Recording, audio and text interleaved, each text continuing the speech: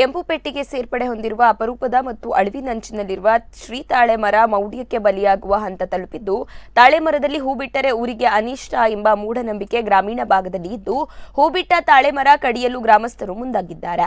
ನಾವು ವಿರೋಧ ವ್ಯಕ್ತಪಡಿಸುತ್ತೇವೆ ಎಂದು ಪರಿಸರ ಪ್ರೇಮಿ ಮತ್ತು ಪ್ರಾಚ್ಯ ವಸ್ತು ಸಂಶೋಧಕ ಕೃಷ್ಣಯ್ಯ ತಿಳಿಸಿದ್ದಾರೆ. 80 ವರ್ಷ ಹಳೆಯ ಶ್ರೀತಾಳೆ ಅಥವಾ ಪನೋಳಿ ಮರ ವೇಣೂರು ಬಳಿ ಕರಿಮಣೇಲು ಗ್ರಾಮದ ವ್ಯಕ್ತಿಯೋರ್ವರ ಜಮೀನಿನಲ್ಲಿದ್ದು, ಈ ಮರ ಸದ್ಯ ಹೂ ಬಿಟ್ಟಿದೆ.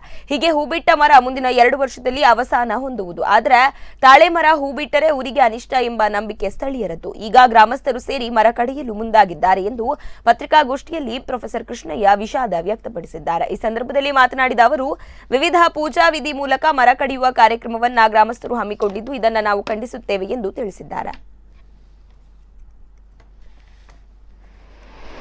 ವಿಶೇಷ ಶ್ರೇಷ್ಠವಾದ ಮರ ಸೀತಾಳೆ ಮರ. ಈ ಮರ 66 ವರ್ಷಕ್ಕೊಮ್ಮೆ ಇದು ಹೂ ಬಿಡುತ್ತೆ, 8 ತಿಂಗಳು ಕಾಯಿ ಇರುತ್ತೆ, ಒಂದು ಹೂ ಇರುತ್ತೆ, 8 ತಿಂಗಳು ಕಾಯಿ ಇರುತ್ತೆ, ಆಮೇಲೆ ಧರೆಗಳು ಮತ್ತೆ ಮೊಳಕೆ ಬರುತ್ತೆ. ಆ ಮೊಳಕೆ ಬರಬೇಕಾದ್ರೆ ಸುಮಾರು 66 ದಿವಸದಿಂದ 120 ದಿವಸ ಬೇಕು. ಮತ್ತೆ ಅದು ಹೂ ಹಾಕ್ಬೇಕಾದ್ರೆ ಮತ್ತೆ 66 ವರ್ಷಕ್ಕಾಗುತ್ತೆ. ಸೊ ಇದು ವಿಶ್ವದ ಕೆಂಪು ಪಟ್ಟಿಗೆ ಸೇರಿದೆ. ಇದು ಹೇಗಾದರೂ ಮಾಡಿ ಉಳಿಸಬೇಕು ಅಂತ ಹೇಳ್ಬಿಟ್ಟು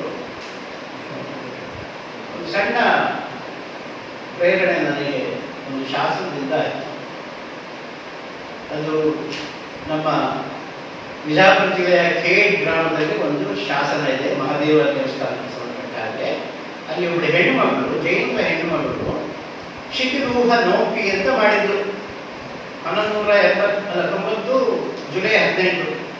ಅದೇ ದಿವಸಕ್ಕೆ ಈಗ 4 ವರ್ಷಗಳ ಹಿಂದೆ ನಾನು ಅಂಬರ್ಪಾಡಿಯಲ್ಲಿ ಕಾವೇರಿಯಿಂದ ಗೋದಾವರಿ ತನಕ ಅಂತ ಇಟ್ಕೊಂಡು ಜೋರು ಮಳೆ, ಬೆಟ್ಟ ಗುಡ್ಡಗಳು ಜಾರಿದಂತಹ ಸಂದರ್ಭ.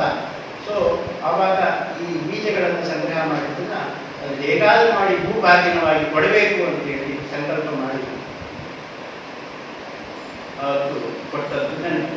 ಹೀಗೆ ಅಂತ ಹೇಳಿದ್ರೆ ಇದು ನಿಮ್ಗೆ ಗೊತ್ತಿದೆ, ಜೈವಿಕ ಭಾಗವಾಗಿ ಎಷ್ಟು ಸುಂದರವಾಗಿದೆ ಅನ್ನೋದನ್ನ ನೋಡಿದಾಗ ಗೊತ್ತಾಗುತ್ತೆ. ಇದು ಒಂಟಿ ಹೊಂಬಾಳೆ.